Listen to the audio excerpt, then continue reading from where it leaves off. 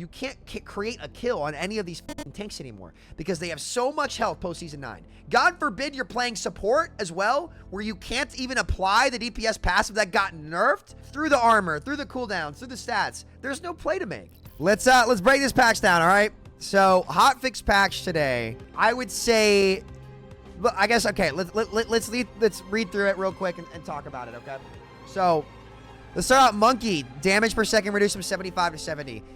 If they're gonna make tanks as tanky as they are, they cannot have damage that is just as good as DPS or even comparable, in my opinion.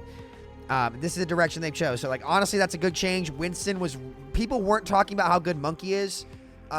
He was that good though. Monkey ended up being every bit as good as D.Va. Just a little bit less obnoxious because he can't DM everything you do, right? So, like, Monkey, he was just way too good. Big benefactor from armor. Like, Primal is just way harder to kill because of that extra HP now. Winston was every bit as good as D.Va. Definitely S tier. Insanely powerful. Definitely needed some nerfs. So, they chose to nerf his damage, not his tankiness. So, yeah, I mean, again, like, I think this is as good as 5v5 is going to kind of get. Let's move on past Winston here. Definitely needed nerfs. Somehow, some way, that's the only tank that got nerfed, which is alarming. But, again, this needed to happen. This needed to happen to, like, D.Va, like, a bunch of these heroes. But we'll get back to tanks later. Okay. Damage. Ashe. Reload per bullet increased from 0.2 to 0.25 seconds, really nerfing her uptime, I guess. So that's a pretty big nerf to her. Primary fire damage reduced from 40 to 35. So that's her hip fire only, I believe. Her hit scan storm arrow that she has. I just think they probably should not give Bob the DPS and the tank passive, essentially buffing him by 25% of his HP because you would kill Bob by headshotting Bob. So he gets 25% headshot reduction and CC reduction. I don't know, maybe a tank on the map that can sit there for 8 to 10 seconds, maybe longer than that. I forget how long it is. Sit there and shoot your team all game with incredible zoning and strength. Maybe that should not have the tank passive, while it also has a DPS passive. Just a thought. So yeah, Ashe, I think was the best DPS in the game, like at least in ranked. She was so good in ranked, like so easy to pick up, get enormous value on, especially post Season 9. She was a huge winner. Again, the big poke hit scans benefited the most from Season 9, in my opinion, or heroes like Tracer, right? So again, like they just, you know, she was a huge winner, and especially with Bob getting the tank passive, you have to nerf something on her kit. I would have just reverted those Bob buffs, but nerfing her reload speed as well as her primary fire damage to like follow up on kills will be a slight nerf. I still think she's insane though. I honestly don't even think that this was that effective. I think she's still going to be crazy good because she can just ADS and just 2-tap you before you can really recognize what's going on. And Bob is just insane. Bob is what makes her so good right now. Like her mid fight was slightly better. Like that was crazy. But I think Bob still needs some nerfs. I think they made him way too good, especially with Dragon Strike being as bad as it is. It's just like, bro, what? It's just crazy. Yeah, Ashe, slight nerf. Sombra, virus damage over time reduced from 90 to 75. So, I just think it's silly that they're doing all this stuff with Sombra instead of changing her permastealth. It's just a bad mechanic. You know, they gave virus more burst damage, which she still is going to have. It's just like when the linger effects, like you have to hard commit on the kill more. Like they gave it more burst damage, but nerfed the damage over time. Wait a minute. Does that mean it can't break Alari Pylon anymore? I don't think that Sombra Virus can break Alari Pylon anymore. In which case, like, why is it burst damaging that much when she has perma-stealth? Like, I don't know. Definitely, like, Sombra still needs changes. Like, it's silly to me that I remember when she first came out, they're like, yeah, we're not ever going to give a hero in this game permanent self because it's just too broken. It's just a bad mechanic. And then they did it, and they left it in the game for 8 years, like 7 years, whatever, how long it's been. I don't even remember. It's like, dude, I don't know why we did that. Yeah, so Sombra Virus no longer breaks Solari Pylon. Epic. So yeah, they just need to get rid of perma-stealth. Sombra has this bad reputation of being a cornball hero. And she's really not. Like, you have to execute to get value on Sombra. Because she actually has to commit with her translocator, she has a lot of risk associated with the kit. The only problem is just being able to choose the engage whenever you want with perma-stealth. It's a bad mechanic. It's bad for low SR players. It doesn't help anybody. So they just got to stop doing that. That's all it is. They got to revert perma-stealth. And then when they do that, they can leave things like this with a little bit more lethality when she actually has to time her engages a lot more and not be able to choose whatever she wants. Wait, no D.Va nerfs? Stay serious? What the fuck? Yep, no D.Va nerfs. No D.Va nerfs. Unbelievable. But we'll get to that in a minute. Okay, then Juno. Fire rate increased from 14.3 to 15.5, reverted to 34 shots per second during the projectile volley. Damage reduced from 8.8 to 7.5, and healing reduced from 7 to 6.5. Okay. So, I'm not actually sure if that's a net nerf or buff. Somebody will have to do the math on her actual output. I don't think this moves the needle too much for Juno, though. That's totally fine. I think Juno was in a relatively good spot as is. I think she was a very good hero release. I like her design. I don't like how they buffed her auto-aim thing, and they should have kept the power in the raw kit, but that's okay that they wanted to do that, I guess. It didn't end up breaking the game or anything like that, so pretty minor changes. Again, this is just really a hawk fix. I would have loved to see them, wave respawn, I think, is too good. That instead of a 6-second death window, it should literally be 3. People are getting extra contests, and people are getting free fights that they should miss for literal free, and that's just too good. Overwatch 2 has done this a lot, where I understand the idea of a wave respawn and how they want to reduce one-sided matches, but you don't want to do it at the cost of player punishment.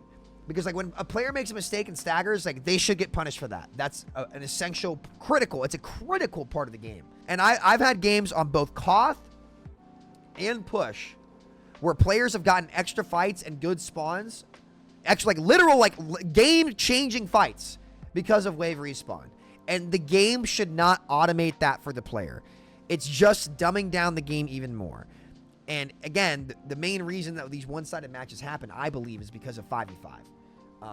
And so they're adding all these systems that take away from player punishability to try to make 5v5 work. And I understand that, but it shouldn't come at the cost of a player. And I think I think they can stay. I do think they can stay, but it needs to be 3 seconds, not 6 seconds. There's a huge difference between dying between 3 seconds of a player and 6 seconds of a player. So I'm willing to keep trying that. But it's just the window to get in the wave is just too good. I would like for them to say, hey, make this 3 seconds instead of 6. Help people out a little bit. It should be an assist to the player. It shouldn't outright bail them out of a bad stagger. That's my problem with it. And right now, it's so good that it's outright forgiving them completely for a bad stagger play. So yeah, I'd like to see that get changed. Then moving on, I guess, they're just missing the marks with these tanks. They made them too good. They're all too good. It's just the idea of a raid boss super character in a shooter game like this one is just fundamentally flawed. It's not fun. It won't work.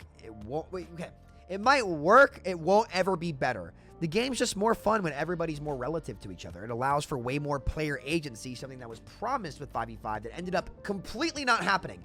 There is no player agency when you're dueling a tank. There is none. They're just so tanky you fucking lose. So that's just not a dynamic game. And the second they bring back 6v6 and they nerf every tank, and hopefully they nerf supports as well, because supports wouldn't have to be as good, you're going to notice that hey, way more of these games are turnable. Because even if I kill one support and one DPS and they kill my tank, their tank is so tanky, I still can't make a play on this, especially when pushing to close out the game on their spawn. You all saw that on Gibraltar today when I'm playing Zen. I flanked and killed a Widow, and I killed a support, I think. I killed a support and a tank, but my hog died. And because their Devo was just on point, he's so tanky, I can't make a play on him. So see, he still has the ability to anchor the position on his own, but if his stats were all lower, right, I could have killed him and made a play to win that game.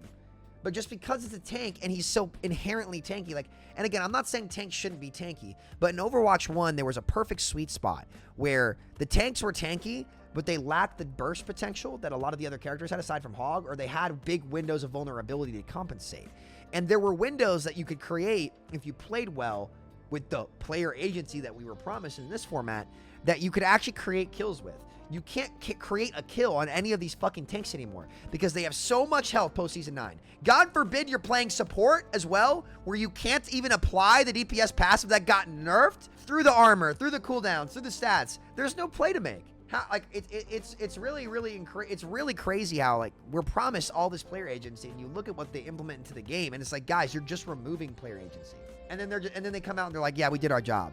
So this patch is definitely a step in the right direction. But with those tank buffs they did and the season 9 changes, they ran half a mile the wrong way. So taking a couple steps is nice to see, but how is D.Va not nerfed? How does D.Va slip by? How do tanks, like, who have armor get the big armor buffs and the headshot reduction passive? Tanks who don't have armor should have reduced headshot damage. Tanks who do have armor should not have reduced headshot damage. But they're just stacking passive buff after buff after buff after buff on these characters, and they don't compensate.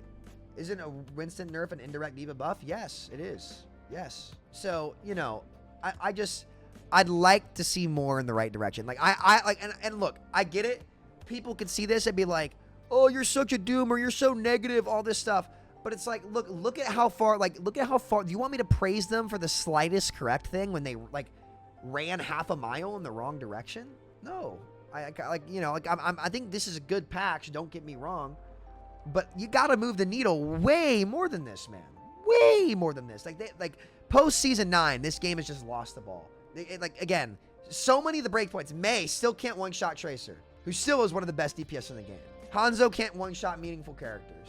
Widow still can. Like, the Diva's a raid boss. It's just, I don't know, man. I'm very glad they hired someone new for balance, because, like, there's clearly no real direction here. And they've got to track this down. So a good patch here. Like, I would say for what we needed for, like, a hotfix patch, this is, like, almost perfect. I would say, like, 8.5 out of 10 for a hotfix patch. But they've got to globally nerf the tanks. Globally. Like, they're way too fucking good. D.Va somehow slips by. Like, why does D.Va have comparable damage to DPS with micro missiles? Why? That should be easy.